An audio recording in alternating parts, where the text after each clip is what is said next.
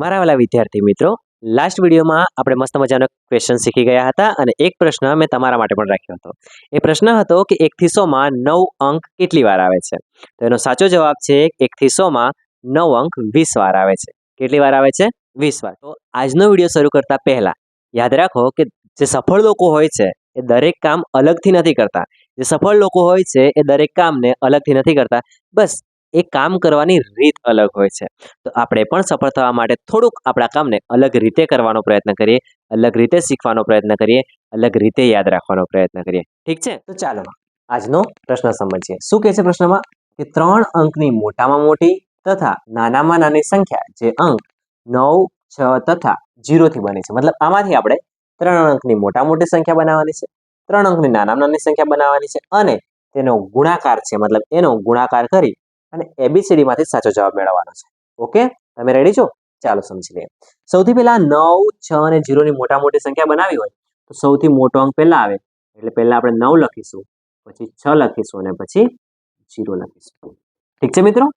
યાદ રાખો, નાના નાની સંખ્યા બનાવવા માટે નાનો અંક પહેલા આવે, પણ જ્યારે 0 હોય ને કોઈ જે સંખ્યામાં 0 હોય ને ત્યારે આપણે 0 પહેલા લખી શકતા નથી, કારણ કે 0, 6 અને 9 કરવા જઈએ તો પાછળ 2 જ અંકની સંખ્યા બને.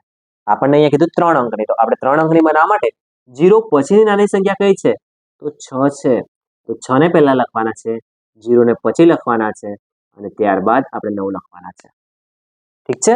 તો આ મોટી સંખ્યા બની ગઈ, આ નાની સંખ્યા બની ગઈ. હવે તો એનો ગુણાકાર કીધો છે, તો એનો ગુણાકાર કરી દો.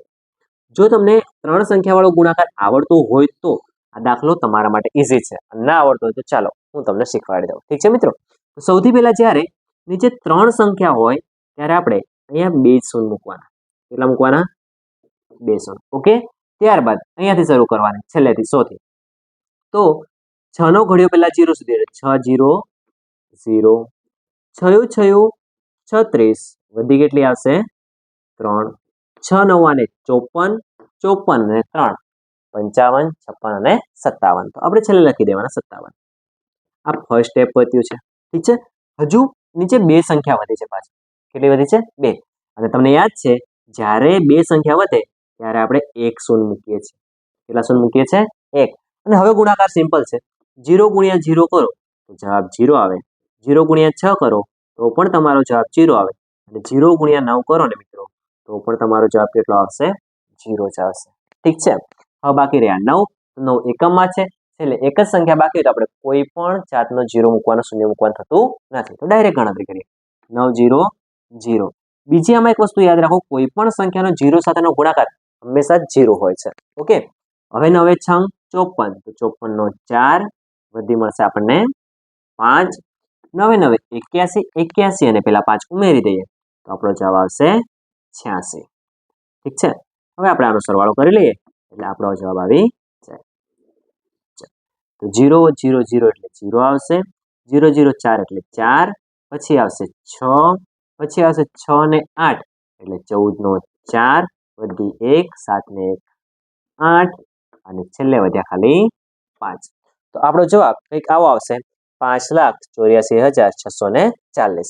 આમાંથી ચેક કરીએ તો એમાં નથી એટલે કેન્સલ, બીમાં પણ નથી, સીમાં જો 5,84,640, એટલે આપણો રાઈટ આન્સર ઓપ્શન સી થઈ જાય છે. મતલબ આવો જો કોઈ ક્વેશ્ચન પૂછાય છે તો આપણે એને આવી રીતે સોલ્વ કરી શકીએ છીએ. આઈ હોપ કે તમને સમજાઈ ગયું હશે. દર પ્રશ્નની જેમ દરેક દાખલાની પાછળ એક ક્વેશ્ચન જે તમારા માટે મૂકતો હોઉં છું, એવો જ આજનો પણ પ્રશ્ન છે તમારા માટે. 1 થી 100 માં શૂન્ય કેટલી વાર આવે છે? ઠીક છે? આ પ્રશ્નનો જવાબ તમારે કોમેન્ટ કરવાનો રહેશે. ઓકે, મળીએ નેક્સ્ટ વિડીયોમાં. ત્યાં સુધી જય હિન્દ, જય ભારત, ધન્યવાદ.